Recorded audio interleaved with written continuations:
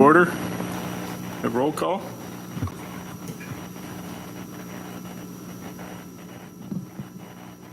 Mayor True, Here. Councilmember Colbert. Here. Councilmember Wilson. Here. Councilmember Bass. Here. Councilmember Anderson. Here. Councilmember Gregory. Here. Councilmember Kerstetter. Here. Councilmember Evans. Here. Councilmember Stam. Stand for the invocation and pledge of allegiance, please. Dear Heavenly Father, we gather here today with our hearts full of gratitude for the opportunity to serve our community. May you grant us wisdom as we deliberate the choices that come before this town. I pray, Lord God, that you give these men wisdom, compassion in their decisions, a spirit of unity as they work together for the common good. And may they be guided by fairness, integrity, and a commitment for all the welfare of the citizens. Thank you, God, for each and every member of them, and I pray that you would guide them for the flourishment of our city. In Jesus' name, amen. Pledge allegiance to the flag of the United States of America and to the republic for which it stands, one nation under God, indivisible, with liberty and justice for all. Please be seated.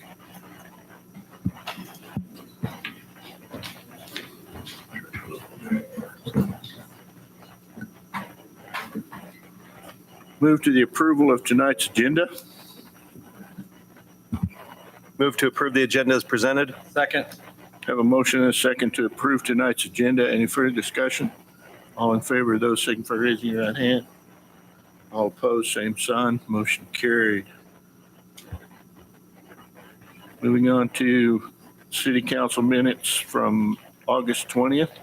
Motion to approve the minutes of the August 20th, 2024 regular council meeting as presented. Second. Have a motion and a second to approve the August 20th council meeting minutes. Any further discussion? All in favor, signify by raising your right hand. All opposed, same sign. Motion carried. No presentations tonight. Moving on to public forum. Is there anyone here that'd like to address the council on any item that's not on the agenda? I have one. Tammy? Please state your name and address, please. Hi, I'm Tammy Miller, and I live at 701 Dover in Valley Center. And I wanted to talk to you about two things tonight. I have seen information several times in the last 6 months regarding the Valley Center Cemetery and the way it's managed, and it concerns me. I've heard that the policy regarding gravesite decorations has changed. I understand several loved ones are upset with the way the city handled the disposal of their mementos that were left on the gravesites. This has all happened in the last 6 months. This feels disrespectful to me because according to the loved ones, they were not given any notice that this is how their items would be handled or that the protocol had changed about them leaving mementos and items around the graves.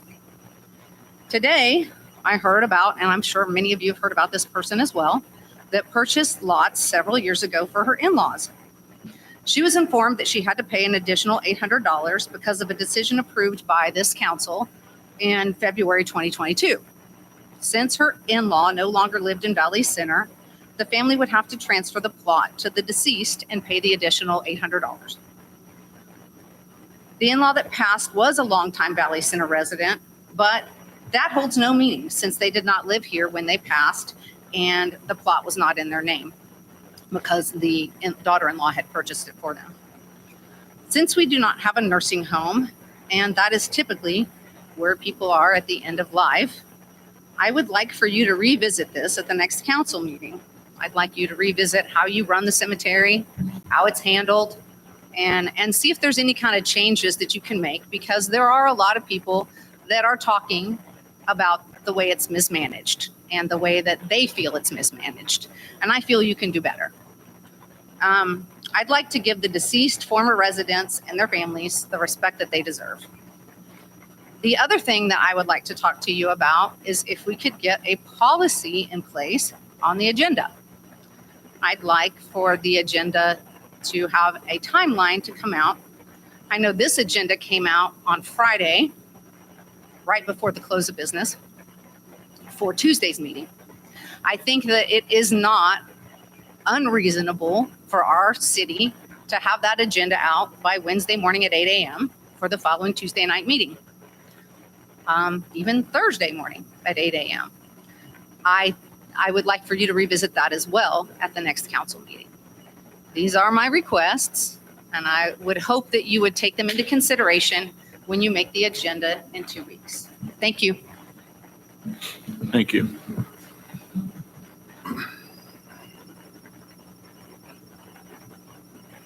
Any comments for the council? No comments. Okay, thank you. Moving on to appointments. I have one appointment to the library. Marco Inez through April 2025. This appointment is to fill an expired term vacant by Morgan Wiebe.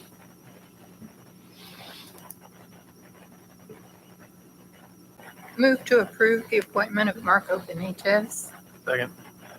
Have a motion and a second to approve Marco Benitez to the library board. Any further commission?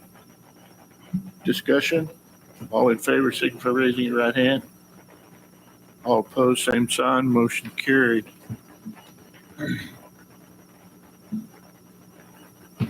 Moving on to old business, ordinance 140924. Good evening, Mayor and Council. This is just the second reading for the Uniform Public Offense Code book. I'll stand for any questions. Make a motion to adopt ordinance 1409-24, amending chapter 9.01 of the Valley Center Municipal Code and amendments thereto for second reading. Second. Have a motion and a second to approve ordinance 1409-24. Any further discussion? All in favor, signify by raising your right hand. All opposed, same sign. Motion carried. Moving on to ordinance 141024. This, once again, would be the second reading for the standard traffic ordinance. I'll stand for any questions. I move to adopt ordinance 1410-24, amending chapter 10.04, section 10 of the Valley Center Municipal Code and amendments thereto related to the regulation of traffic within the corporate limits of the city of Valley Center, Kansas for second reading. Second. Have a motion and a second to approve ordinance 1410-24. Any further discussion? All in favor of the motion, signify by raising your right hand. All opposed, same sign. Motion carried. Moving on to ordinance 1411-24. This is again a second reading. This will be for the utility vehicle golf carts, not listed up there, micro utility trucks. This one I did make some changes for the second reading. I added, as council wished, language in there to cover the factory seating so that there's not more than one occupant in the seats designed for one person. I also, after the last council meeting, Barry and I had several discussions, and he is in the process of checking both with the league and I believe the Attorney General's office. We weren't able to get an answer for tonight, so I took out the sidewalks for the golf carts. It's my opinion that it would be easier to add later if we find out we can for sure than to add it now and then have to take it away from people later. So I went ahead and took that out now. And then I think the other changes was the one fee or the one fine that we already discussed last time. So I'll stand for any further questions on this. Ron? Yeah, first of all, Chief, I'd like to thank you for the work you've done on the ordinance. I was going to ask you where it was. I couldn't figure it.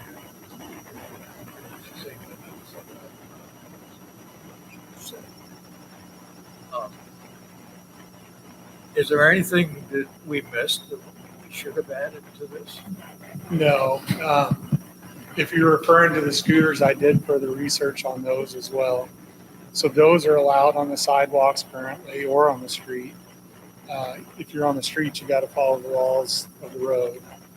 They're allowed on the sidewalks as well. The only way they wouldn't be allowed on the sidewalks is if council was to pass an ordinance banning them on the sidewalks. Okay, thank you. But nobody has any objections, I'll go ahead and make a motion. Ben has a question. Sorry, Ron. We discussed last time about the speed limit and talking about the west side of town, about possibly lowering that. Is that something we need to look at now? That would be a separate ordinance, and that would be up to council. Okay, Or any citizens that want to contact their council members. okay. And Matt? Later down the road, if we see problems arise, we can go back and redo it, and kind of address those issues within the ordinance. There, just so you know, so a lot of the ordinance here has certain prohibitions listed or what they can and can't do, but the catch-all pretty much is they have to follow the traffic laws. So, for example, if it's manufactured with seat belts, they have to wear seat belts, things like that. So there's still there's a lot of things that aren't listed out here, just like a motor vehicle. And Ben? Do we give them a copy of this ordinance when they apply for their license? Yes. Okay. I just want to make sure they're aware when they get it inspected that they understand everything they have to abide by. Okay, any other questions? Motion to approve? Anybody from the public? Oh, any comments from the public?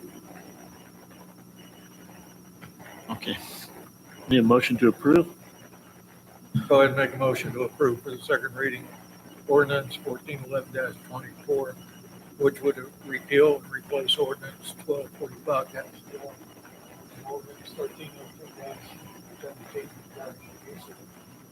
Utility vehicles, golf carts in the city of Valley Center. Second? Have a motion to second to approve ordinance 1411-24. Any further discussion? All in favor of the motion, signify by raising your right hand. All opposed, same sign. Motion carried. Thank you, council.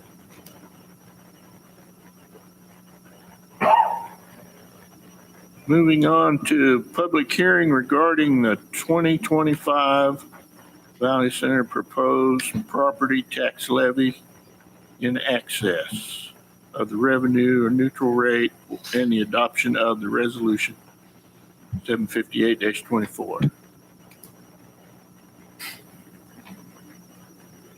Want to open the public hearing? Oh.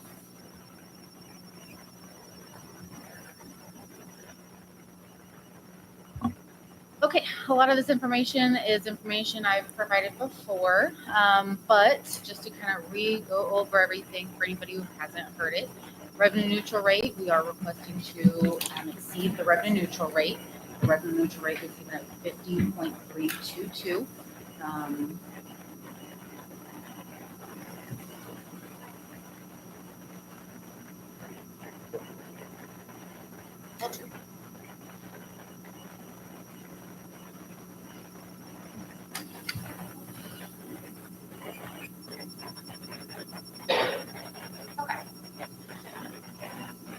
So what we're requesting is what we're suggesting, excuse me, is that the mill levy be 54.856. This is the exact same as fiscal year 2024.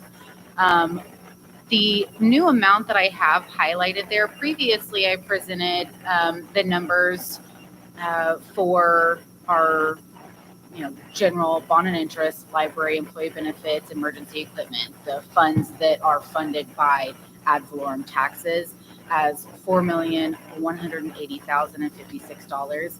So the actual dollar amount, once all calculations were said and done, are updated there in green. So there is a difference of $3,364. What that is the TIF removed.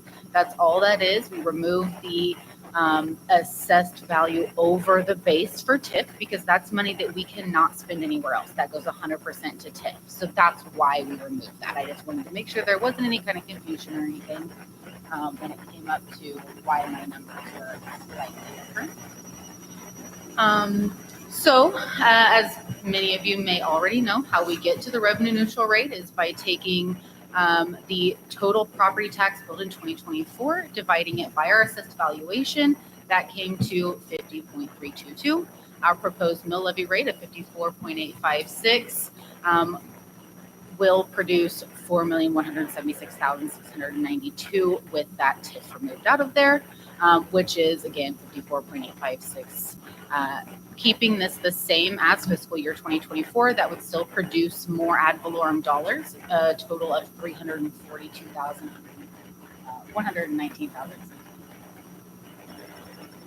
All right, and then this is what the breakdown would look like. General fund would get 23.006 mils. Employee benefits would get 12.956 mils. Bond and interest, 13.601. Library, 4.331. And emergency equipment at 0.962, bringing it to 54.856, which is exactly what was presented before. Alrighty.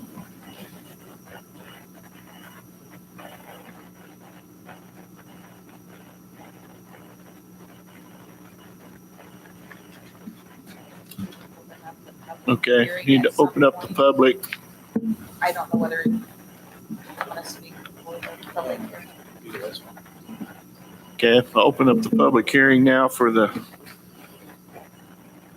neutral rate adoption. Anybody here from the public want to address that? Okay. Guess we'll close the public hearing and move on.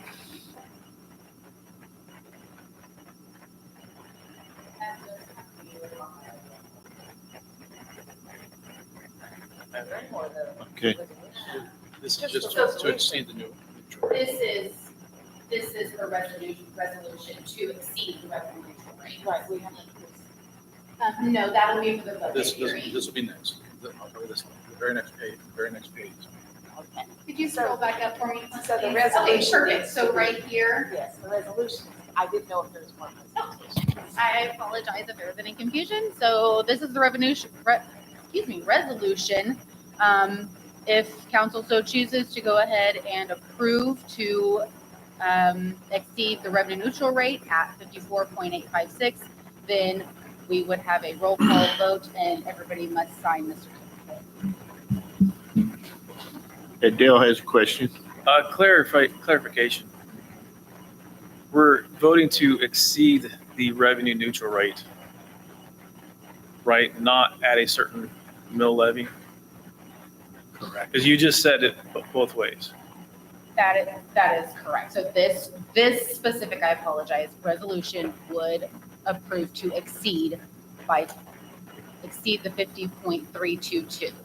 Okay. The next part would be approving or not the So- 54.856. So I apologize. I did say that Yes, wrong. thank you for the clarification. Then if we choose to in the next section to not go with that 54.856, then, Correct. This does This- not lock us into any number. okay, Now, previously, we did approve, or you guys did vote that we cannot go over the 54.856. That was already done, but this just says that we can exceed the 50.3. okay. Just want to be very No, clear. I apologize. I definitely misspoke. Close the hearing already? Yeah, you'll close it. I move to approve Resolution 758-24 to levy a property tax rate exceeding the revenue neutral rate. Second. Have a motion and a second to approve the resolution number 758-24. Any further discussion? We'll all take roll call now. Councilmember Colbert. Aye. Councilmember Wilson. Aye. Councilmember Bass. Aye. Councilmember Anderson. Aye. Councilmember Gregory. Yes. Councilmember Kerstetter. Yes. Councilmember Evans. Aye. Councilmember Stamp. Yes. Thank you. Okay, motion carried.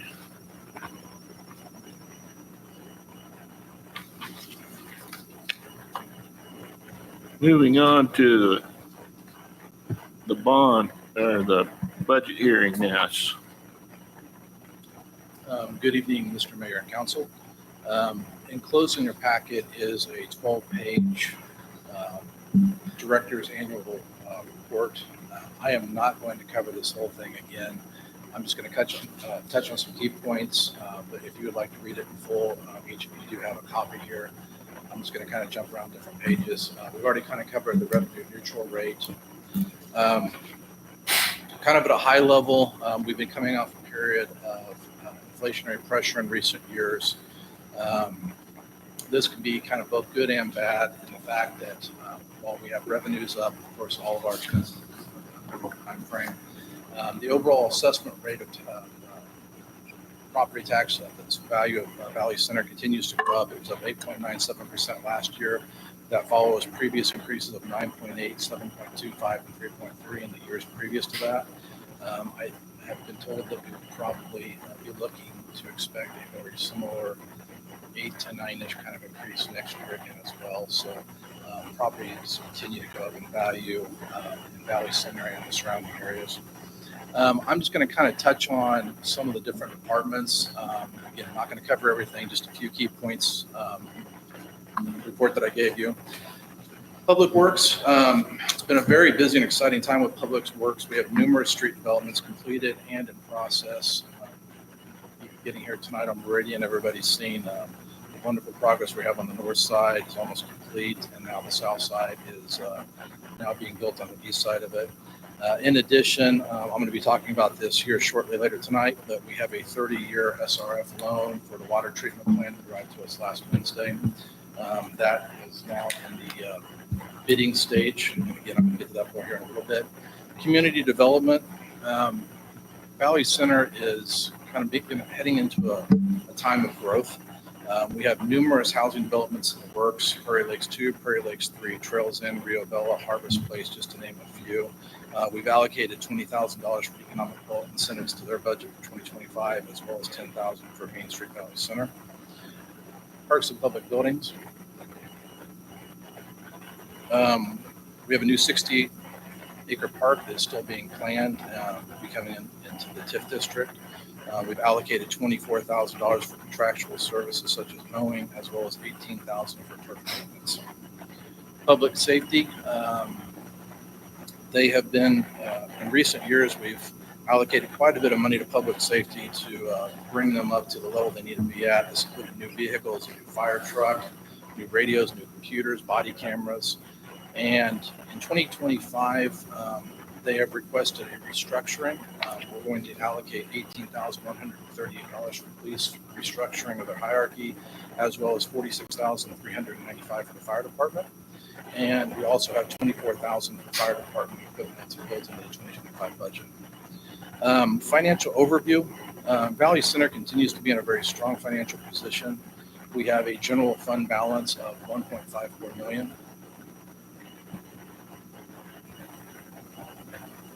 And we are projected in 2025 with $1.2 million in the general fund account. It will come in higher than that. We continue to have to budget in sick leave payouts that we will not be expecting to pay in 2024 or 2025. But we have to budget them in there. In addition, 2024 actuals right now, revenue are trending above projections, and expenses are right on our budget for 2024. So I believe we'll be carrying our fund balance into next year. And we always budget revenues very conservatively, and again, we're on pace to exceed them. The Employee Benefit Fund, healthcare costs continue to be one of the largest and most volatile parts of our entire budget. Valley Center is self-funded. What has helped us is we're in year 2 of bringing Pareto in. Pareto is, what they essentially do is when we hit a certain medical cap, Pareto steps in and pays the additional expenses beyond that. That has helped give us the stability in that fund, and the fact that if we have a catastrophic medical expense, it had the potential previously of essentially wiping out our budget. Now we're capped at what those losses could be, and Pareto steps in beyond that, giving us stability. Special Streets and Highway Fund.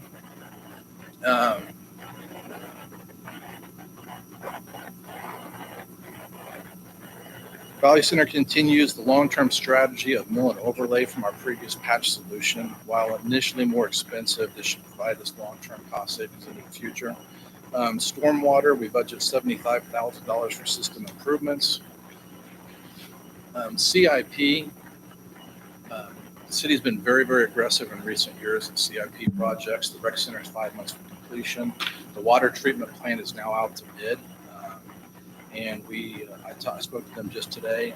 They're already getting a very good reception from the marketplace on that. I'll be speaking with the water treatment plant here real shortly. The district has additional Prairie Lakes additions taking shape, road changes on Seneca, the new additional trails in, a new park, and Brent's going to be talking about a school later this evening. Metaphorically, Valley Center's been a position of kind of running in recent years, and now we're starting to move into a jogging phase. Probably in about a year and a half, we're going to start walking. So we have a lot of things taking place right now, a lot of projects in mid or late term kind of development, and soon that's going to start calming down, and we're just going to have to enjoy the growth that we have coming. So in conclusion, the city is in a very strong financial position. Just last Wednesday, after I submitted this to turned in tonight, S&P rated our credit rating of AA negative. That includes the new large bond that we're going to be talking about here shortly. S&P has 20 different credit ratings. AA negative is the fourth highest of 20. They made the comments in that rating to us that we have, quote, very strong reserves, and we have, quote, good financial policies and practices in place. On any given day, our checking account has around $17 million. Everybody should be commended for the great financial leadership we've had in the past and continuing in the future. Again, the big thing for 2025 is going to be the restructuring of the police and fire departments. Will hopefully strengthen the retention issues that are kind of the whole nation's facing right now. And in conclusion, just like I put on paper, it's a great time to be working and living in Valley Center. So I will now turn it back over to Desiree, our treasurer, for the remaining details of the 2025.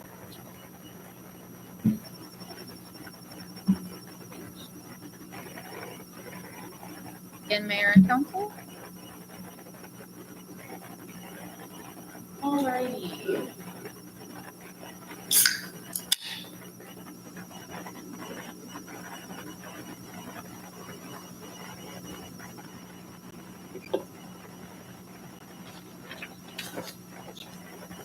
So what? They're a little off. Okay, I apologize. My bullet points are a little off. So the one missing is the top one. And so we are requesting the fiscal year 2025 budget to be approved tonight to give staff time to submit our budget to Sedgwick County by October 1st for review and submission to the state. That is what that first bullet point says up there.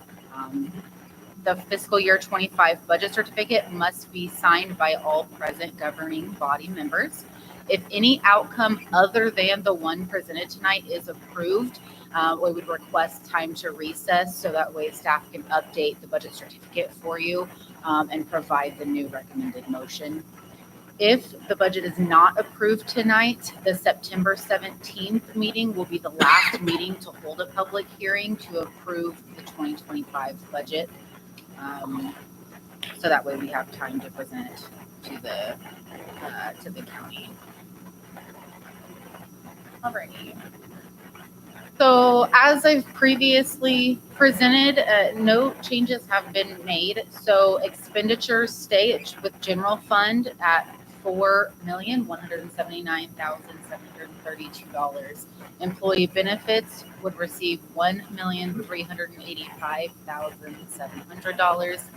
Bond and interest, $2,487,700. Library, $365,000. And I apologize, you cannot see the emergency equipment line is that $73,000. I apologize about that. The total for ad valorem fund expenditures that we're presenting is $8,491,132. Here's where you can see our total revenue expected or projected at $4,071,728. And then it lists out the expenditures I just went over. For general fund, that breaks down to administration, $950. Community Development, 275 approximately. Parks and Public Grounds, 672 approximately. Police Department, 1.5. Fire Department, 564 approximately. Legal and Court, 174 approximately. Again, bringing that general fund to $4,179,732. We are budgeting into the negative. We are confident in that we do that to increase our budget authority, so that way when revenues come in higher, then we have the authority to spend that extra money if needed. Again, as Clint stated, we have a very healthy fund balance, and for fiscal year 2024, revenue is coming in above projected, and we foresee the same for 2025. Special, streets and highway. 2025 projected revenues are approximately $1,085,600. We have budgeted expenditures as presented previously at $1,315,477. This would leave the ending fund balance as of December 31st, 2025 at $263,627. Our enterprise funds consist of water, sewer, stormwater, and solid waste. And I appreciate Gina for bringing to my attention the heading says 2024 projected revenues and 2024 budgeted expenditures. That is incorrect. These numbers are for 2025. So my apologies. That is just a typo. These are 2025 numbers. So we're expecting or projecting that water will come in at roughly 2.4 million. Expenditures are about the same, 2.4 million. Our fund balance ending December 31st, 25 is projected at 2.9. Sewer, we're projecting 1.4, almost 1.5, and then we're budgeting, again, a little bit more to the negative, but that still leaves a very healthy fund balance of 1.456 million. Stormwater, 325,000 is projected, and we are budgeting, expenditures at 352,700, which leaves a fund balance of $256,600. Solid waste, we're projecting $611,626 and budgeting for $600,596, which leaves a positive fund balance at the end, a positive over under, bringing our fund balance up to 136,364. Again, all of these numbers are the exact same as what was presented before. So we are recommending that the city adopt this 2025 budget partially funded by a property tax levy of $4,176,692, equivalent to 54.856 mils. And that is what the budget certificate shows.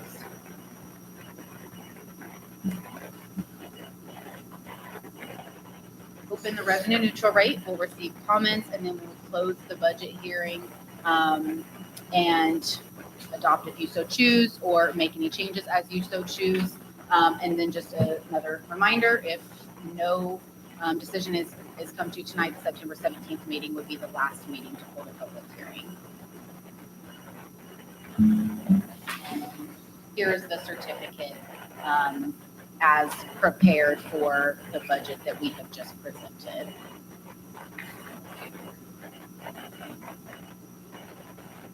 Okay, I'm going to open it for the public.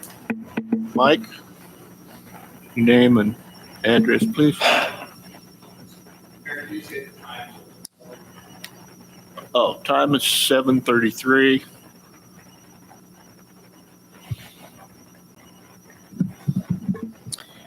Mike Miller, 701 Dover. Mayor and Council, thank you for the opportunity to speak tonight. I am also going to be repeating some information that I shared before. I was in the meetings in April and May and June leading up to on the July 2nd agenda when they were asking for the 554.856 mils. My frustration was in April and May, they came back with a number that was less than, that was going to be less than that 54.856. But then the county came out with their numbers, and now all of a sudden it matched that 54.856. And the end of June, I believe it was Councilmember Kerstetter asked hey, can we get a reduction? 1%, 1 mil, half a mil, even went down to anything. So then in July 2nd, city came back with a 0.281 mil reduction, which was $21,412. Moving on in that agenda, that number became 29,000. I was never able to understand how it went from 21 to 29. Doesn't matter. But taking that up, they ended up taking that all out of parks and public grounds department, really decimating that department instead of kind of distributing it equally. You know, if they looked at the general funds, there's six categories in there. If they took the top 5, and it'd be a $4,000 cut to each of those top 5 areas. Also in that July 2nd meeting, there's a spreadsheet that said how Valley Center is right there in the middle. I took that same information and looked at it from a different lens. And if you look at the 10 cities that are 20 miles from downtown Wichita, Valley Center ended up being the second highest in total city mills. Mulvane takes that top spot. Second highest in school, Andover takes that top spot, and 4th in total levy. Then the third point I made was the house valuations went up considerably this year. So a house last year that was valued at $182,000 paid $1,147 in city property taxes. Now that house is valued at $200,000 and will pay $1,261, an increase of $113.53. So another way to look at this is Valley Center residents are going to pay more. They're going to pay 9.89% more if the council approves the 54.856 mills, or 9.3% more if the council approved the 0.281 mil reduction, which would be at 54.575 mils. Either way, the city's citizens are going to pay more because we're surpassing the revenue neutral rate from last year. It depends on the 8 of you to decide on how much. And then I also said if I was sitting up there, I would definitely have the city go back and come back with some cuts. I emailed all that information out to administrator, mayor, and all the council members, and I did have 2 council members email me back, and I appreciate that. But I understand we can't stay at the revenue neutral rate. I do understand that, but I'm asking for them to make some cut, like Councilmember Kerstetter said. If you go back and look at the numbers at the beginning, it's higher now than what they were asking for in May. So that's all I have. Thank you. Thank you, Mike. Comments? Oh, I got to close. Anybody else? I'm going to close the public hearing, 7:38.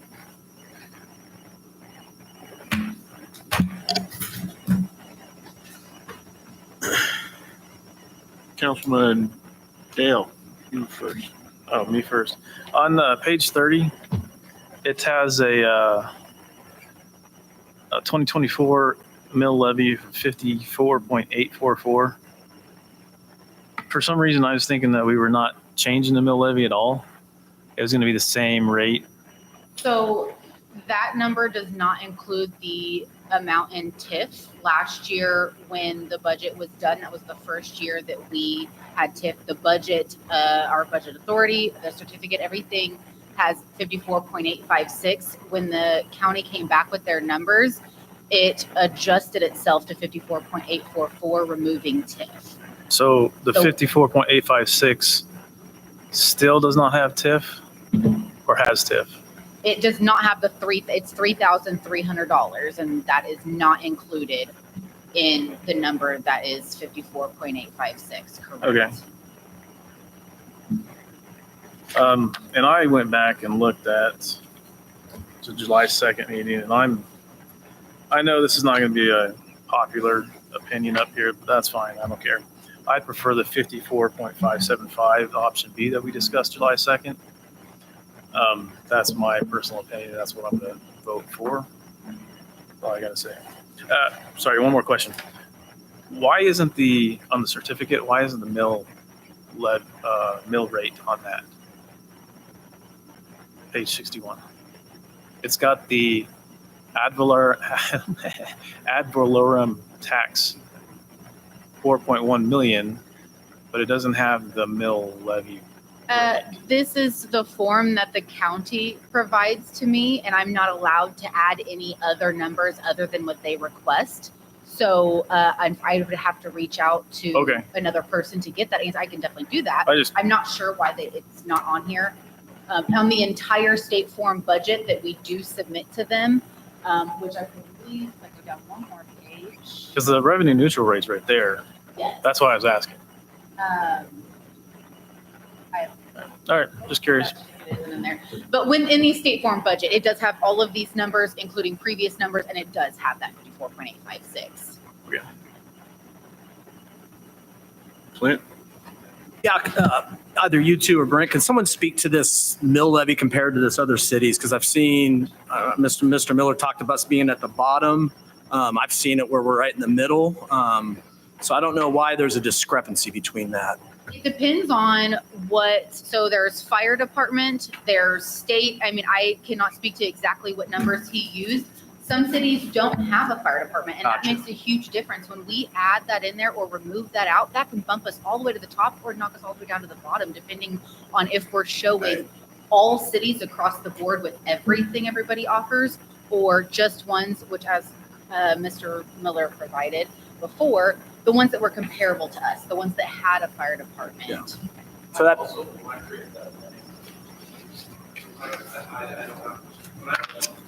I don't have that in front of me, but when I created that, I also took out all the small cities. So Keachai, the little bitty ones that are nearby, I removed that from there.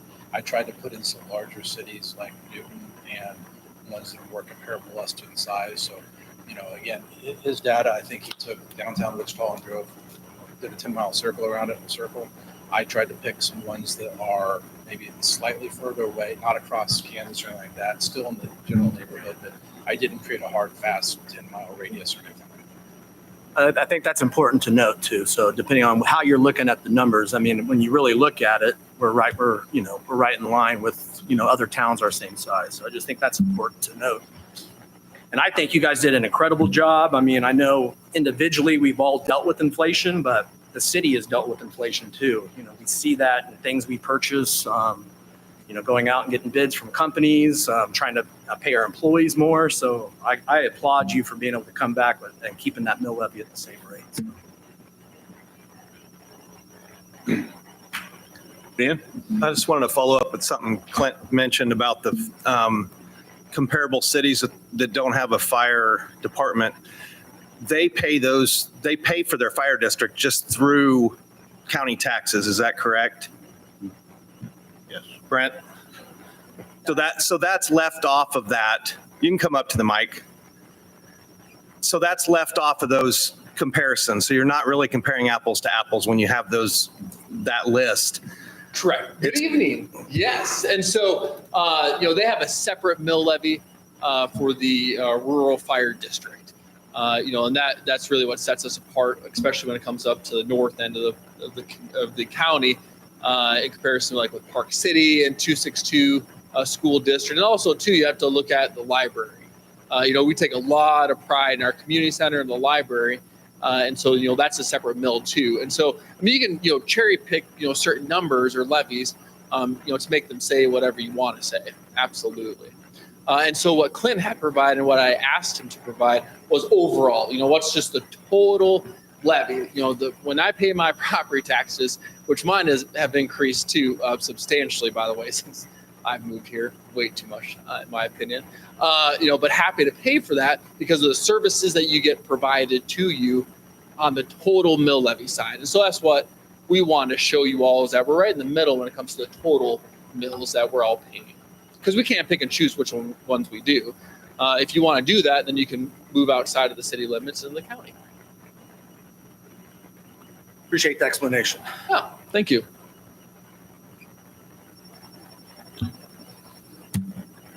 Robert? These decisions are not easy to make. We're affecting everyone in this city with the decisions that we do make when it comes to budgeting. But I will tell you that it's easy for someone to sit out there and say, we just approve what's put in front of us. And that's not true. We have discussions amongst ourselves. We have discussions amongst department heads to truly get a feel throughout the year as to what their needs are and how can we meet them. I deal with budgets for 3 different departments in my job, way larger than what this city spends. And I will tell you, the expenses I'm seeing on increases, my smallest one's probably about 7% increase. My largest is almost 20% increase over last year.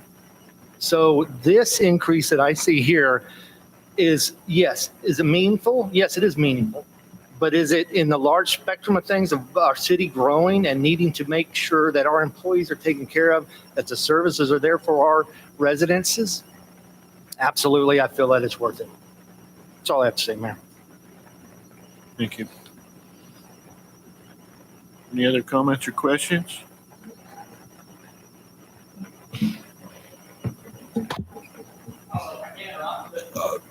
Yeah, come to the mic. You have to state your name again for the record. Michael Miller, 701 Dover. And just to be clear, I was going off of total city mills, total mill levy. I wasn't picking and choosing. I just went from the information given by the state. You can go to the state and see everybody's mill levies. So I broke that down, and I went around Wichita because that's really where we are. I mean, do we compare to Newton? Pretty close. But some of the other ones on Mr. Miller's, I felt that, same size maybe, but really they're not close to Wichita. So it's really not comparable, in my opinion. So that's where I came up with my list. And as far as the comment directed towards me that you set up there and just kind of address or accept anything that's given to you, that's really comes from, I come to these council meetings and there's very little discussion. There may be lots of discussion behind the scenes. But when it comes to actually asking the questions for the citizens of Valley Center to actually see that there is some discussion going on, that there's some community back and forth, Mr. Kerstetter is the one that usually steps up and asks those hard questions. None of the rest of you, for the most part, ask the hard questions. But thank you for doing that. Did that answer your question? I didn't ask a question. No, but does that address your comment? My comment was not towards you, Mike, so. All right, any other questions or discussion? We have a motion to approve. Make a motion to adopt the 2025 budget as presented. Second. Have a motion and a second to approve the 2025 budget. Any further discussion? All in favor of the motion, signify for raising your right hand. All opposed, same sign. Motion carried. Thank you. And then just a reminder at the end, everybody will need to sign. I've got it here. Thank you Pass so it much. in. Okay, moving on to the Chamber of Commerce Main Street closing request.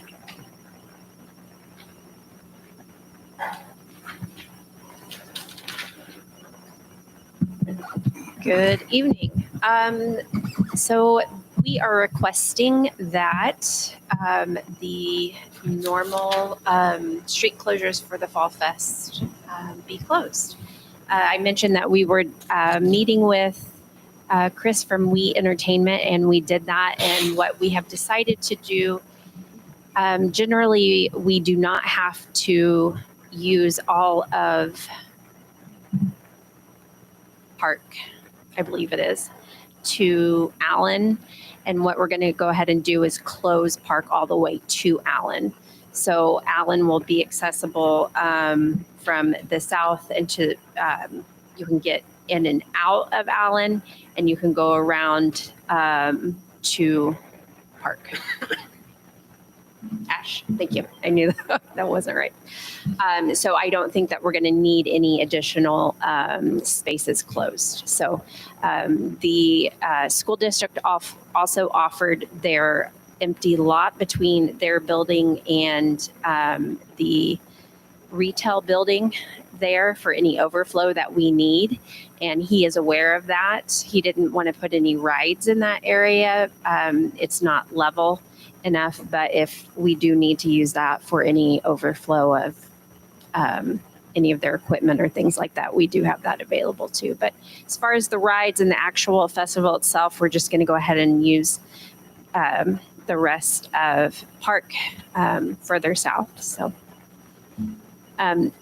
with that, I would also like to ask, and I didn't get this into Christie, if we could close fishing at McLaughlin Park from the Wednesday before, which I believe is the 18th, to the 21st at approximately 2 p.m. That way it gets the fish a little hungry and the kids have a better chance of catching them for the Derby contest that we partner with KWDP, Kansas Department of Wildlife and Parks on. And if that's something that I need to submit, Neil did it for me last year in a memo. So if that's something that needs to be submitted, I can do that again at your next meeting. Otherwise, it's just a request to close the pond for fishing. Speaking of your fishing derby, do we stock it extra for this or no? So what I work out with the Department of Kansas and Wildlife is to stock they stock it around the time, and they either do it right before or they hold off and do it right before. Okay. So this year it's scheduled for catfish, and the vendor's supposed to come out a week prior to the festival, and so he's asked them to hold off on that just a little bit longer. Thank you. Mm-hmm. Any other questions? Motion to approve request of downtown street closures for Fall Fest and the amended fishing lake closure. Second. I have a motion and a second to approve their street closure request for the Fall Festival. Any further discussion? All in favor of the motion, signify by raising your right hand. All opposed, same sign. Motion carried. Thank you. Moving on to resolution number 75924, Rio Bella Paving Authority. Good evening. Dominic at Gilmore and Bell, Bond Counsel for the city. The resolution before you is to authorize a paving project for the Rio Bella addition. This is a special assessment project that would be constructed by the city, and 100% of the cost then assessed against the properties upon completion of the project and ultimate permanent financing through bonds. This was a project that was submitted by petition of the property owner, and foreshadowing to the next resolution would then be included within the upcoming temporary note sale. So any questions? Dale? I know I asked a lot, but which one's Rio Bella? Good evening once again. Rio Bella is the one that is located on the west of the river, the Little Arkansas River, that is just on the east side of West, on the south side of Ford. And so south side of 77th, because I don't think it's Ford there, 77th, and on the east side of West Street is where Rio Bella is. This is the one that we discussed. We had contemplated trying to do water under the river to the subdivision as well.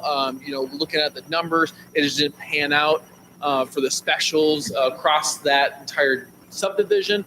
And so we thought it was in the best interest of both parties, the city as well as the developer, to just focus on paving and drainage. And so there will not be water to those areas, and they'll be doing wells. So, sometimes they work out, sometimes they don't. Dan, for any questions? I have a question. So I drove by that area this past weekend. So there is a for sale sign for that farmhouse, and then there's a for sale sign for the entire property. Is that house still for sale? That's not being incorporated into that? Yep, and so yeah, we have a representative from the developer, Eric Glover from Garver, that is with us this evening that can answer that question. Good evening, Eric Glover with Garver, agent for the applicant. The farmhouse is for sale. They thought they had a buyer. It is back for sale. There is an access easement within, a temporary access easement within the plat that I think is the existing driveway now. So that will remain until such time as there's access off the paved road. And then that temporary access easement will go away. Gotcha. So it'll be incorporated into the neighborhood. It will be part of the Awesome. addition. The house and the property, it's a lot is platted around it. All of the buildings and the house will stay. Cool. Good to know. Appreciate it. I have a question, just one. Probably address either one of you, but I'm not, and it's been well known, I'm not a fan of just ditches. Sure. You know, because I lived in an area where it never was designed to drain to begin with. But is there a way we can put concrete, what do they call flumes? Flumes, at least so we've got a grade level, a constant grade level that we can go in and clean out, or the homeowners association can If the clean city is out. willing to participate for the cost differential And between the ditches and the flumes, the developer would be more than happy. But with these estate-sized lots, adding that much concrete, because you're talking hundreds of feet of frontage, 200, 300, 400 feet of frontage per lot. It would, if we were doing small individual lots and you're breaking up that cost among a lot of lots, then that's a reasonable request. We do have positive drainage. We've already done, we're in the middle of design now, and we have around 1% of grade in the ditches. we have a lot of positive draining when these projects start. And I'm 70 years old, so I won't see it. But 20 years from now, people will be calling this council on Well, that's the same. hollering in a and lot of screaming residential about neighborhoods are drainage. Designed for 1% in backyards, and people build fences and sheds and block their neighbor's drainage. I mean, that fighting drainage is a constant problem. And I agree, but with it being in the front yard in a street right away, it will be easier to address than trying to fix those problems that are in rear yards, or where you have fences and people fighting that. It will be easily accessible to mitigate any issues that do arise. Hey, Clint?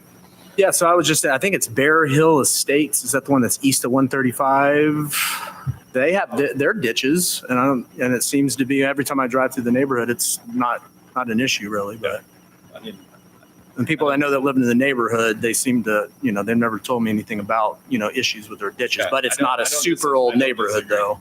Okay. We typically only go to concrete flumes when we have less than 0.5%, because at 0.5% or less, you can get water to flow across concrete. It's much smoother.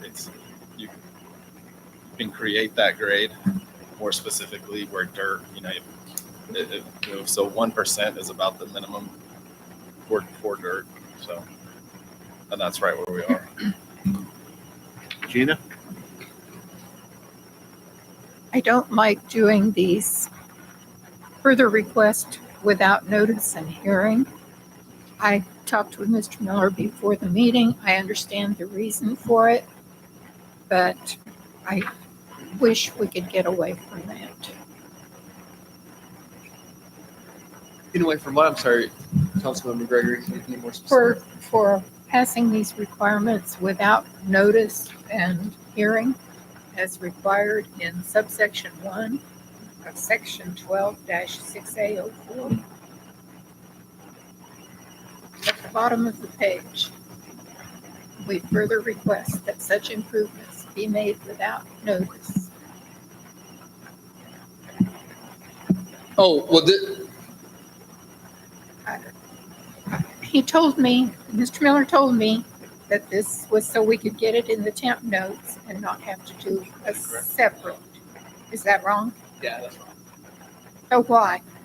So the statute provides that when they're petitioned for like this, then you don't have to go through this notice and hearing procedure. There is a mechanism for the city to initiate the improvements without a petition of the landowners. And in that case, a notice and hearing is required because you don't have the homeowners or landowners, I should say, submitting a petition, making the request. So if you have a petition signed by all the owners that are asking for the request, then the statutes say, well, if they're asking for it and they already know, then we don't need to have a public hearing. But if they're not asking for it, if they don't sign a petition, then you would have to call for a public hearing, give notice to all affected property. Okay, that makes sense. So since this isn't forced, it's at their request. Okay. Sorry, all the ones that we've done, it's all been on the request of the property owners. And so we haven't done one, at least since my time here, that's been forced as far as creating a district and forcing the specials. So I apologize for that inaccurate information.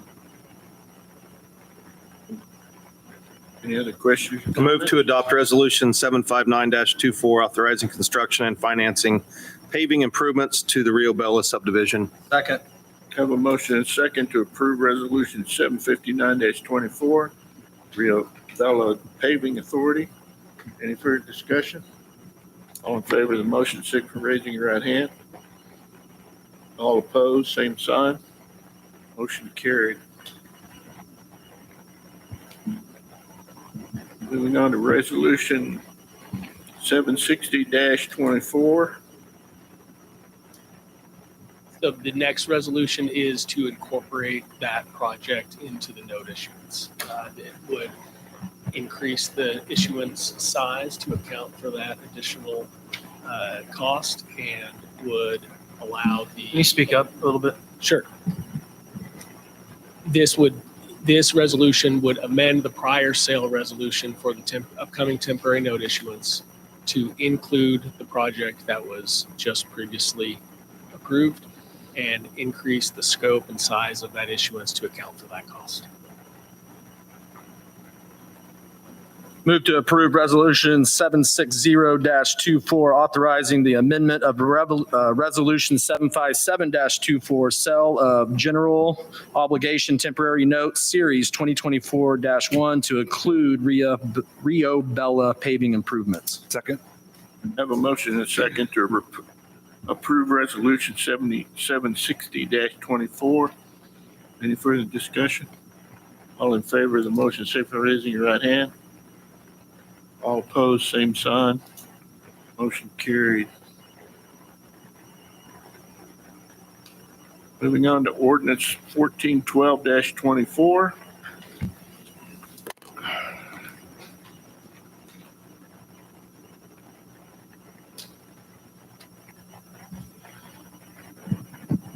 Good evening again, Mr. Mayor and Council. I've given each of you a paper copy tonight.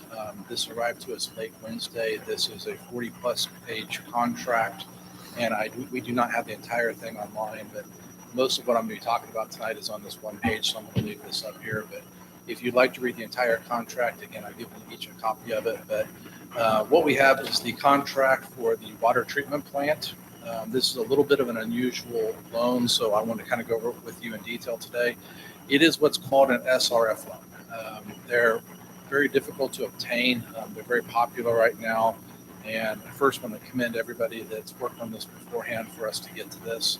The SRF loan is a loan given by the state of Kansas at a very low interest rate for 30 years instead of a typical normal GO bond of 20 years. Our rate will be 2.78%, and the total loan is for $19 million. Of that, $1.5 million will be forgivable through the Build America, Buy America portion. I'll call that BABA from here out. The 1.5 BABA portion requires the entire plant, absolutely everything in it, to be at least 55% American made.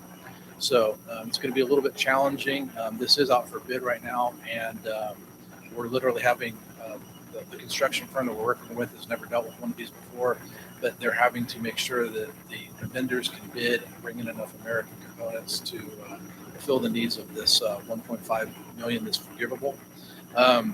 The language in the contract clearly states, and again, I'm just going to kind of highlight some important things from the contract so that you don't have to read the entire thing unless you'd like to, but it will not exceed $19 million. So we have, again, talked to the construction firm. They're comfortable they can stay within that $19 million. Again, of that 19 million, 1.5 is forgivable, so it's really a $17.5 million loan. In addition, we have 432,583 ARPA funds. I think I used the wrong initials there. Remaining, which we can use on this project, giving us a total of $19,432,583 that we can use. Payments on this project will be $431,914.66 twice per year, starting on February 1st, 2028. The expected completion date of this project will be June of 2026, and that's very rough at this time, but that does give us approximately 19 to 20 months of time frame between when the project is completed and we're not yet making a payment, that we will not be buying water from the city of Wichita, and it will allow us to stockpile a little bit of money. So if there are possible cost overruns, we might be able to use some of that funds during that 19 to 20 months, to pay for those cost overruns. That's kind of a last resort, but it is possible and something that we're considering. Some additional notes that are throughout the contract that I thought were worth pointing out to you. There is no prepayment penalty on this loan, but any prepayment payments must be the greater of 10% of the loan or $50,000 if we do try to make a prepayment during the 30-year time frame. Section 2.07 is kind of important, and it kind of ties on what I talked about earlier. We must maintain a credit rating somewhere in the A's for this loan. Again, we are at the 4th highest A right now. There are 3 levels of A below us, so our credit rating would have to essentially drop 4 levels for us to be in the highest B. If it did do that, this loan could get substantially more expensive. So making sure that we're handling our finances appropriately during the next 30 years is going to be important, because they can adjust the interest rate and or fees or all sorts of other things. But again, we'd have to drop substantially, and we got reaffirmed again just in the last few days at an AA negative. So I don't think that's going to be pertinent, but I wanted to let you know that. It has a very detailed annual audit. We must allow inspections of this project at any and all reasonable times. The service fees and loans are rather interesting on this. I've never seen this before in my life, but the service fee on the loan will be 2.45% with a loan rate of 0.35% until August 1st, 2031. On August 2nd, 2031, the service fee becomes 0.35% and the loan rate becomes 2.45% for the same overall total loan rate of 2.78. So essentially, I'm not sure why they structured that, but I want to point out to you it's highly unusual. The initiation of operation must be no later than 8/30/2027. We have to give notice to proceed within 30 days of the contract award. Initiation of operation within 730 days of contract award. And they want a detailed annual report on the progress of the project going forward. Where we are now, I spoke with Ryan at the construction company just this morning. We are 1/3 of the way through the bid process. Bids are due on September 19th. They're receiving a very good reception from vendors. They have not yet had anybody decline due to the BABA restraint. And his words were their phones have been ringing off the hook with questions from vendors. So it's getting a good reception in the marketplace. And I'll be happy to answer any questions you have. Yep.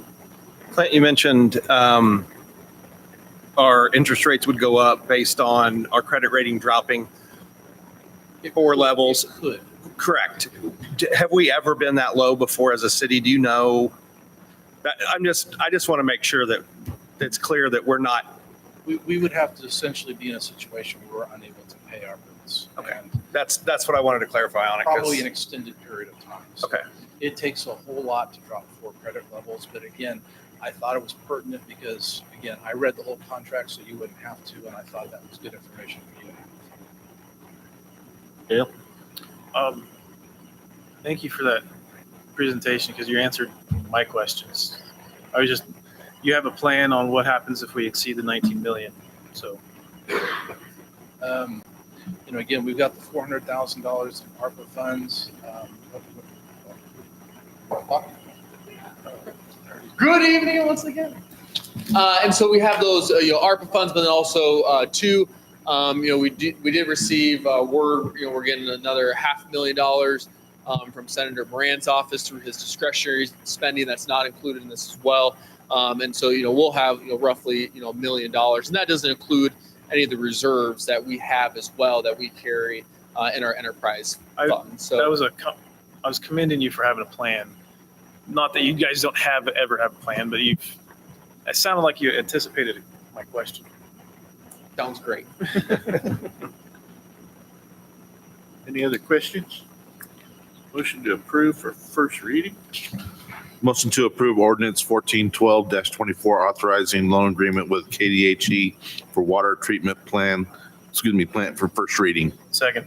Have a motion and a second to approve ordinance 1412-24 for first reading. Any further discussion? All in favor of the motion, signify by raising your right hand. All opposed, same sign. Motion carried. Moving on to item G, Valley Center Elementary School proposal. Good evening once again, Mayor and Council. It comes with great excitement, joy, enthusiasm to present to you the proposed elementary school site. Of course, we are the proud home of Hornet Nation. As you can kind of tell by, the water tower. I don't know if you've seen the welcome signs. Crazy Abilene PTO that's painted probably over 200 Hornets since 2020. But we are Valley Center Hornets, and we're proud of that.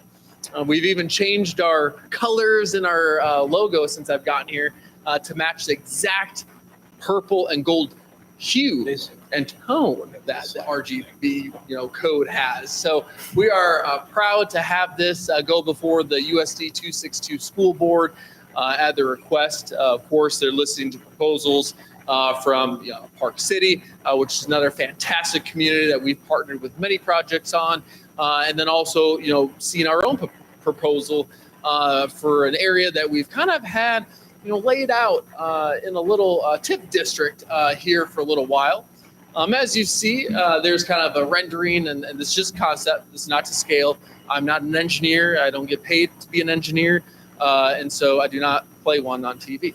But this is, my clip art, copy, paste, and my wife would kill me because she would do a much better job at this than me.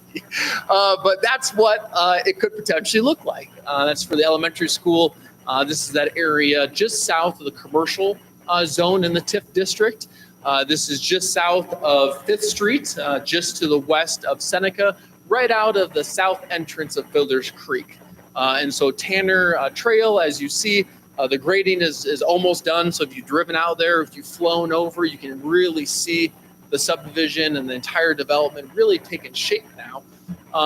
You can see that right off of Tanner Trail is where the proposed school would be on the north-hand side, and then on the east-hand side of Chisholm Trail Drive, which if you're driving on 5th Street and you look to the south, and you'll see kind of a creek or a ditch, that's actually in the middle of the roadway going south and north. And so there's going to be a little creek, if you remember, in between that area for the drainage. And then there'll be great access for the school district to take shape here in Trails End in the TIF district. Also, too, we're excited to announce, on the south side of the public park, we're really excited to work with the school district and the elementary kids on hopefully partnering on the 18-hole disc golf course. Our own local legend, who was the first inductee into the Kansas Disc Golf Hall of Fame, actually has come up with curriculum for the elementary schools, and hopefully we'll get Keisha, or whatever the school official ruling is, as far as the curriculum for the kids to participate in the creation of a disc golf course. And so this is really a great community project, and we're excited to have the Valley Center city proposal submitted to the school district. In that, of course, we had discussed before of potentially selling the ground, roughly 18 acres, to the school district, and we did take that off the table. We're going to donate that to them. Those proceeds will come through the TIF district, And so if you recall, in the TIP district, when we set it up originally, when we purchased the property from the developer, it included that 60-acre, give or take park. The county owned the ditch in the middle of that separated the north and south side. The county gifted that to us a few years ago, and then now the city owns all of that, but it also included the acquisition of this 18 acres of ground in the TIF district. So there's not general fund property taxes paying this. It's actually all the taxes created in this district that also includes Prairie Lakes Phase 3, Prairie Lakes Phase 4, and all of the highlighted, not on this page, but South Prairie Lakes, the remainder of it, all the way to Seneca Street. And it also includes all the Trails End taxes and also the commercial district. So what that does in the TIF district, just to recap, in the TIF district, you freeze the base valuation when you create the TIF district. And so let's say for simplicity that when we created the TIF district, that there was $200 of taxes that was getting collected. So those $200 of taxes still get collected today. They go to all the taxing entities that were created at that time. And so they all still get that $200 of revenue.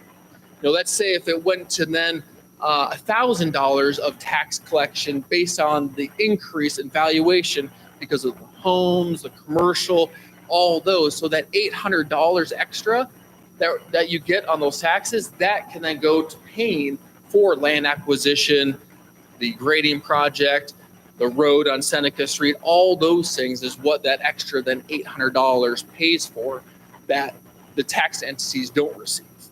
Now, the one tax that does still collect that increase is the capital outlay for the school district. So you can't alleviate that unless there's a different process, but we didn't do it in the TIF district. So that's kind of a recap real quick on the overall TIF district. Also, too, the great thing about this property is most of the utilities are right adjacent to the property already, and so it's really shovel ready. I am proposing, in conjunction with the mayor, is waiving all specials as well. There's very minimal cost of total special assessments when it comes to this project.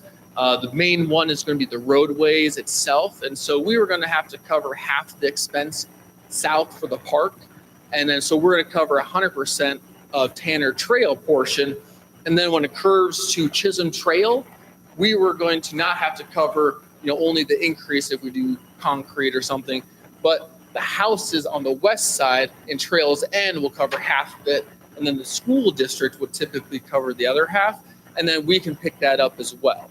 There'll be plenty of proceeds in the TIF area as a whole over the course of the next 17 years now because of the core, but there will be plenty of revenues to cover that expense as well.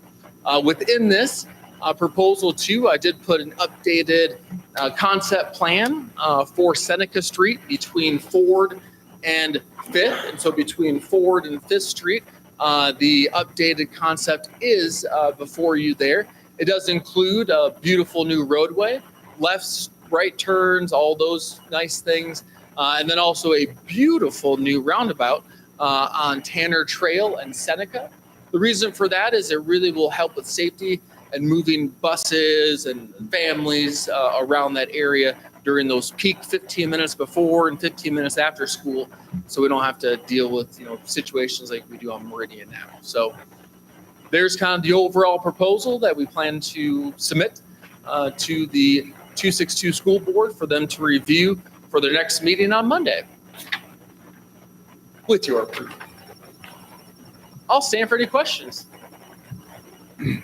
Any questions?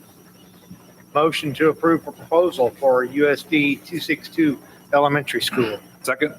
Have a motion and a second to approve the Valley Center Elementary School proposal. Any further questions? Neil? So if, just because I'm curious, if the school didn't go there, say more commercial or more houses went there, we would we'd gain property tax that way, correct? And so the bond, the TIP bond may be paid off earlier than those 17 years, yes. Okay. Is there anybody in the audience that wants to talk about this? Clint? So Park City also offered we can talk about that. They offered some land too, so the school board will have two proposals to potentially consider, and then obviously any other site. Is that right? Yes, yep. But ours also includes, I forgot, a big part of that is the trail. Right. So that trail that we received WAMPO funds for, that will be on the west side of Seneca Street.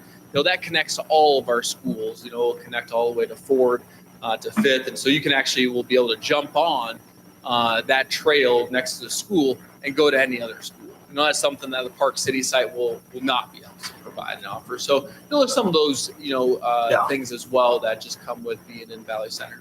I was initially super skeptical of this, but the more I think about it, I really like the idea of having it in our city limits, closer to town, and I do like the whole setup with the park and everything. I think it's a good idea. So I think it's a perfect setting, and also too, if you recall, I'm not sure who's on council. Back when the high school was done, that was a part where we didn't necessarily have as strong as relationship as we have with the school district now. And so, that's something where the school and our, all the taxpayers in the school district paid for all those utilities to be extended up to that high school. I think this is a great gesture, to say, thank you for continuing your investment in our community. A lot of people forget, the school district is our number one employer. That's right. The school district is our number one employer in Valley Center. And so it's always nice to continue the strong partnerships that we've had for many years and to keep the next school here in Valley Center as well. Gina? A couple of months ago, we had a presentation regarding water usage. And if I'm remembering correctly, there was a possibility of putting in another water tower out near Seneca and Fifth, if I recall correctly. Is having a school out there going to affect that? No.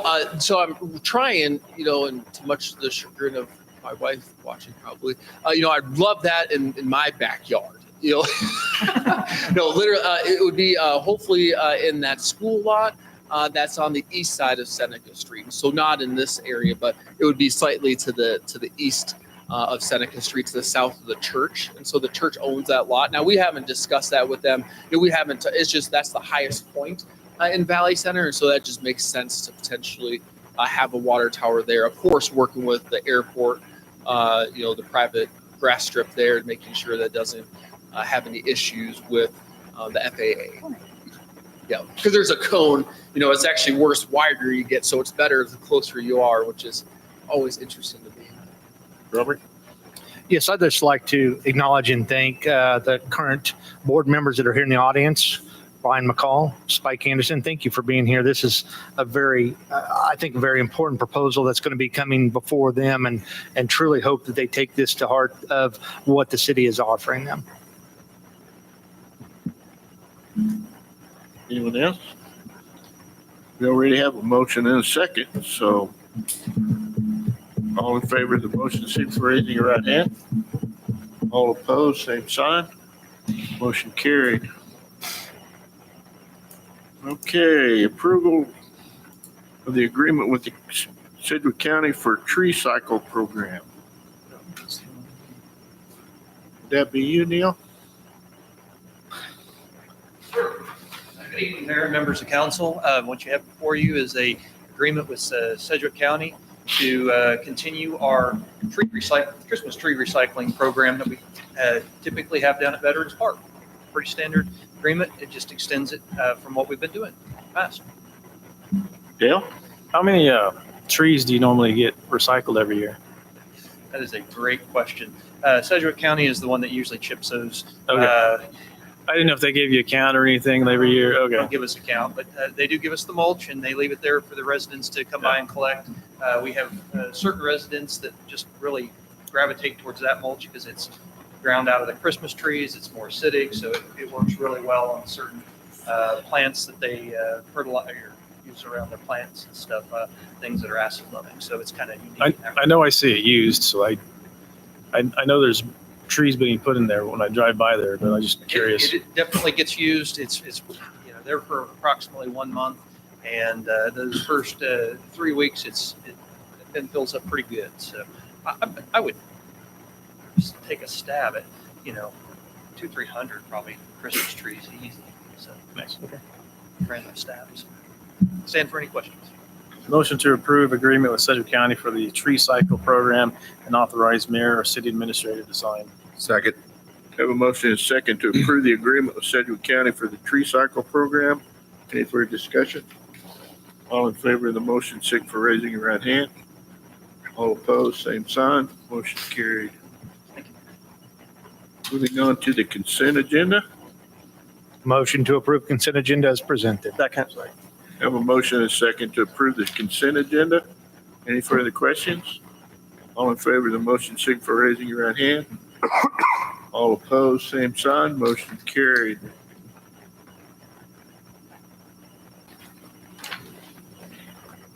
Moving on to staff reports. Did I leave something out? Somebody jumped up to Staff reports. Good evening again. Just wanted to make one comment. With the completion or nearing completion of the Meridian project, Main to Fifth, as we've talked about, we're expecting approximately 80 trees to be planted up and down that stretch through that area. Roger Stewart, who's with our outdoor space, public properties and outdoor spaces board, you've probably seen him in here a few times. And so he and I have been working conjunctively on that. We will be sending out letters to the property owners very shortly to start that engagement process and work with them directly on replacement trees in those properties. And just wanted to make you aware of that. Stand for any questions you might have about that process or any other questions you might have. Clint. Nope, not me. It's me. It's me. Oh, Robert, excuse me. No worries. So I would changed. just let you know, many of the people that I've talked to across Meridian there are super excited about having that engagement about the trees that are going to be out in front. So I know they're excited to get those letters and start that process. We are too. We're excited to sit down and meet with them. The process essentially will follow an email out with a letter attachment and explain the process. Ask for a reply back from them. We've got some methods. If we don't get a response, we on the door. We need to. And but essentially, we want to sit down with them. We've taken a lot of time looking at where utilities that run up to their house. Looking at the opportunity where we can put trees back has been a big deal. Trying to avoid utilities in the ground, the underground, and trying to put the right tree in the right place, essentially, so we're not having a lot of problems, 30, 40 years from now with trees getting mature and causing problems to our sidewalks and streets. So we really kept that in mind. So. Ron? Yeah, I do have one question. Is there any problems with the road as far as water? When it rains? I've noticed a couple of places on the road, the water settles in for a day and a half. Could that have been gone? It's probably not my department.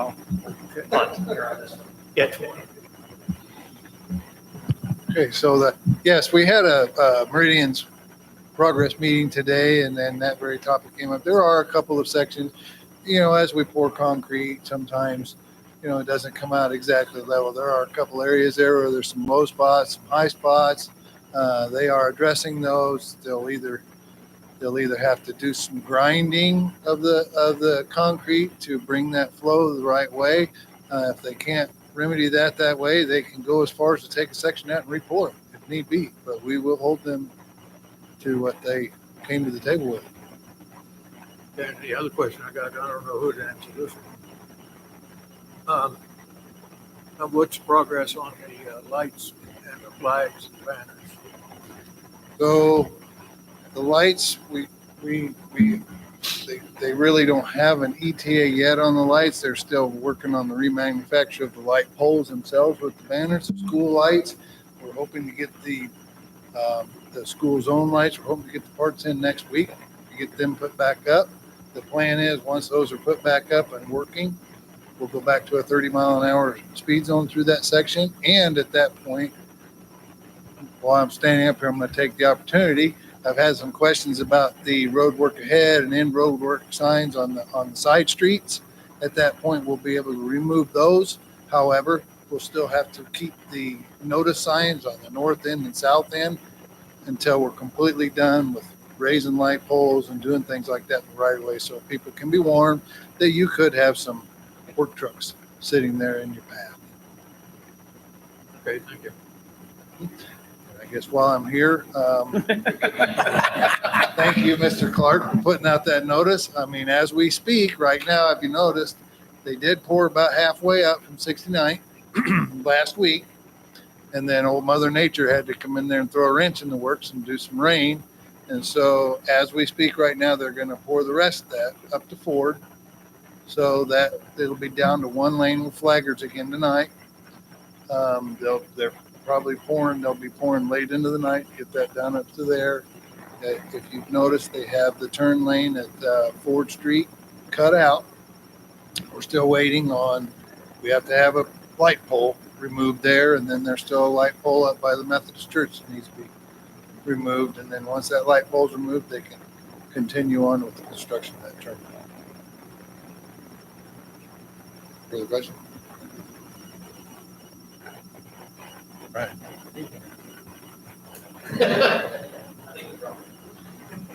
Anything further? Ron? Yeah, I got a question for you. Yes, sir. On the cemetery. I've had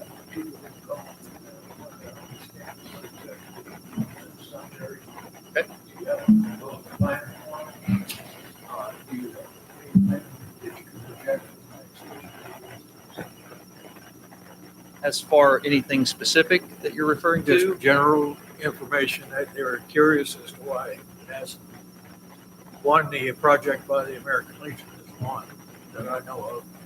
I don't know of any other projects that you've had, but I couldn't answer them back as to say, yeah, this project's on here.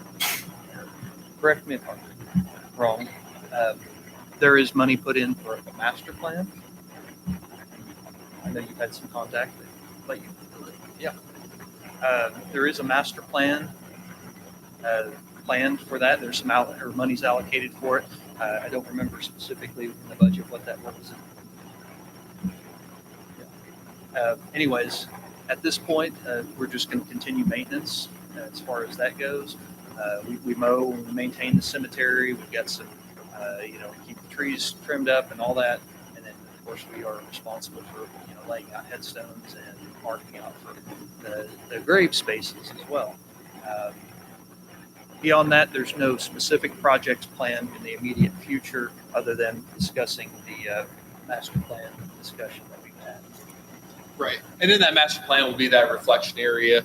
Yes, I think the Legion or somebody, isn't a city funded flagpole project to much of the, disbelief of other. I mean, that's a private fundraiser that's going into an account that, is not in the city's, purview of, approving funds through. So, that's something that I know that the American Legion is working on, trying to, raise those funds for someday for a project that has no price tag right now.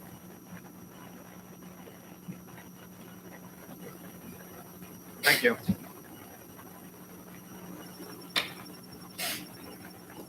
Anything else? Thank you, Neil. As you know, this is just a guideline. So Kyle, you're next.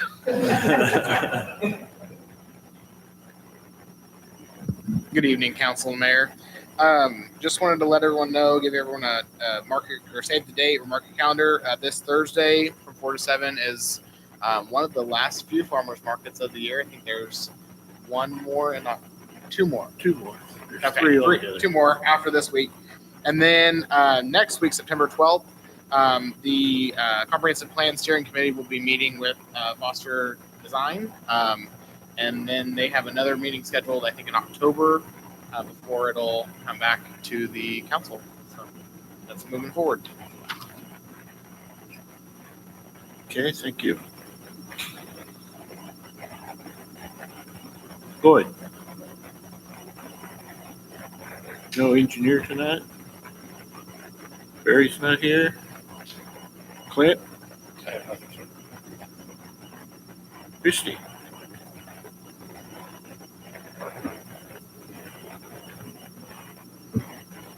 Just to let you know that I will be out of the office next Wednesday, Thursday, and Friday. I'm attending a human resource conference. So I will be having an early deadline for agenda. So Perfect. I will let them know.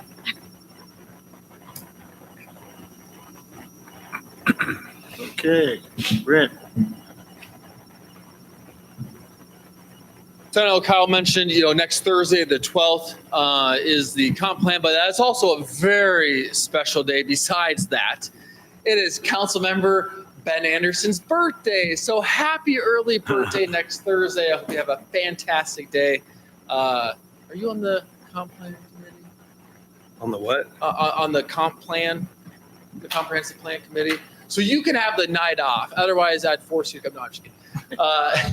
Other than that, I'll stand for any questions. Thank you. Thank you. Moving on to governing body reports. I thought you'd bring it up. You gotta keep reminding people about the blood drive. Oh, yeah. Yeah, well, keep it on their burners because I don't want to wear a Parksy shirt. Let me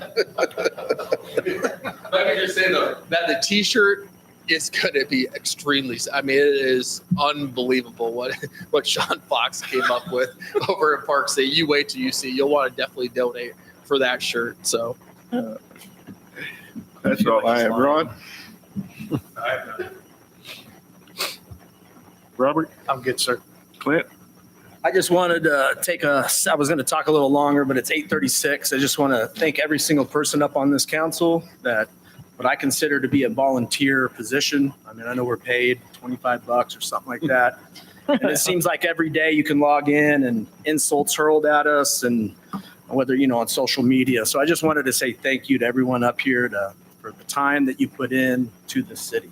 So that's it. Ben? I have nothing. Dina?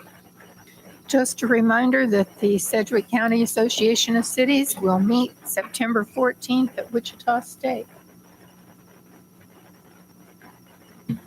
Dale? I have nothing. Thank you. Chris? No, thank you, sir. Matt? Motion to adjourn. A motion and a second to adjourn. Any further discussion?